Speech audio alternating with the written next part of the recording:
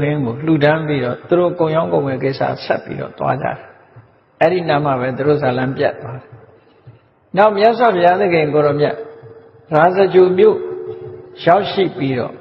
သတင်းသုံးတဲ့အခါမှာအဲ့ဒီသတင်းသုံးတဲ့အခါမှာတပုဒ္ဒနဲ့ဗန္လိကတို့ဟာ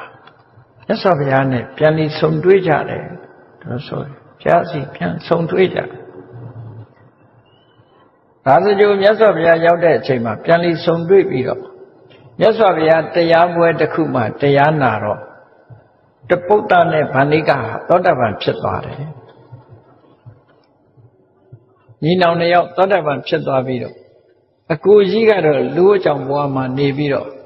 ဗန္လိကဆိုတဲ့ညီကတော့မလုပ်လဲဆိုတော့သာသနာပေါင်းဝင်ပြီးတော့ရဟန်းပြုသွားတယ်သောတာပန်ဖြစ်ပြီးတဲ့နောက်မှာသာသနာပေါင်းဝင်သွားပြီးနောက်ဆုံးမှာယဟန္တာပုဂ္ဂိုလ်ဖြစ်သွားတယ်ယဟန္တာပုဂ္ဂိုလ်ဖြစ်သွားတယ်သလဗိညပတ္တအဘိညာဉ်6ပါးရတဲ့ယဟန္တာပုဂ္ဂိုလ်ကြီးဖြစ်သွားတယ်လို့ဒီလိုဆိုတယ်အဲ့တော့ဟုတ်ပြီဒီပုဂ္ဂိုလ်နှစ်ဦးရဲ့ဇာလန်းတွေကိုပါဠိတော်ပိဋကစာပေမှာလက်လန်းနေတယ်မြလိုက်ပြီးတော့ရှာတဲ့အခါမှာဒါလေးတွေတွေးရှိရတယ်ပေါ့အဲ့တော့တွေးရှိရပြီးနောက်အင်္ဂုတ္တရနိကေမှာတပုဒ္ဒနဲ့ဗန္လိကအကြောင်းသုတ်တန်နှစ်ခုထပ်ပြီးတော့တွေးရပြန်တယ်ဥပဒကာတွေအကြောင်းကိုရေးထားတဲ့ထဲမှာသူတို့ရဲ့ရရှိထားတဲ့တရားတို့တရားမြတ်နဲ့ပတ်သက်ပြီးတော့မြတ်စွာဘုရားတခုပါလဲလို့ဆိုရင်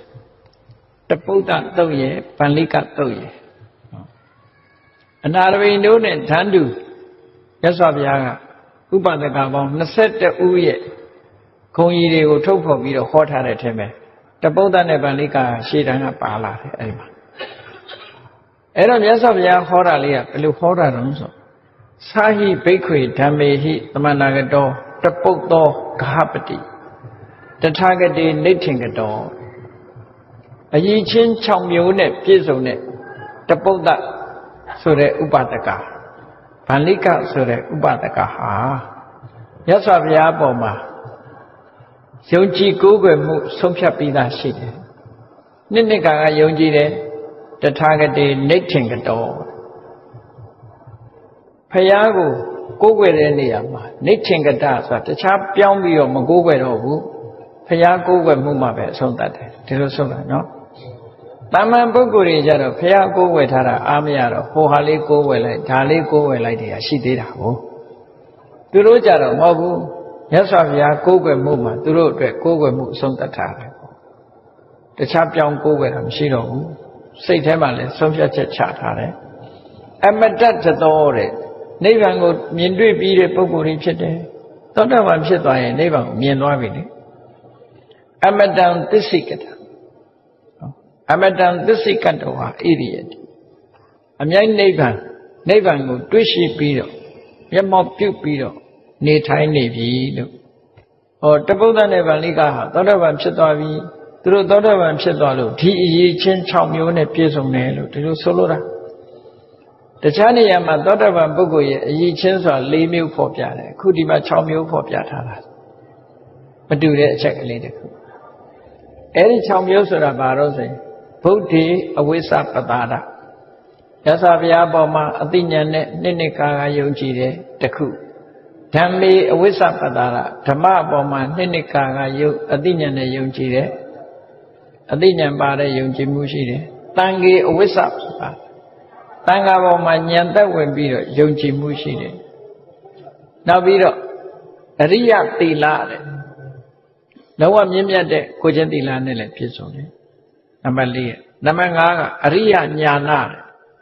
အရိယပုဂ္ဂိုလ်တွေရတဲ့အသိဉာဏ်နဲ့လည်းပြည့်စုံတယ်အရိယဝိမု ക്തി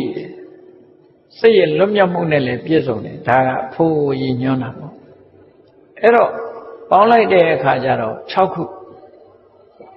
ဗုဒ္ဓေဝိသပတာရဓမ္မေဝိသပတာရသံဃေဝိသပတာရအရိယသီလအရိယညာနာအရိယဝိမု ക്തി ဆိုတဲ့ဒီချင်း6မျိုးနဲ့ပြည့်စုံတယ်လို့တပုဒ္ဒဗန္လိကမြတ်စွာဘုရားသခင်ကိုရောမြတ်က ဒီသုတ်တန်ဒီမှာဖော်ထုတ်ပြီးတော့ဟောထားတာရှိတယ်ပေါ့ဖော်ထုတ်ပြီးတော့ဟောထားတာရှိဒါကသူတို့ရဲ့တရားဓမ္မနဲ့ပတ်သက်ပြီးတော့သိရှိရတဲ့အချက်တွေအဲ့တော့အချင်းချုပ်ပြန်ပြီးတော့မှတ်မယ်ဆိုရင်ဒီပုဂ္ဂိုလ်နှစ်ယောက်ဟာ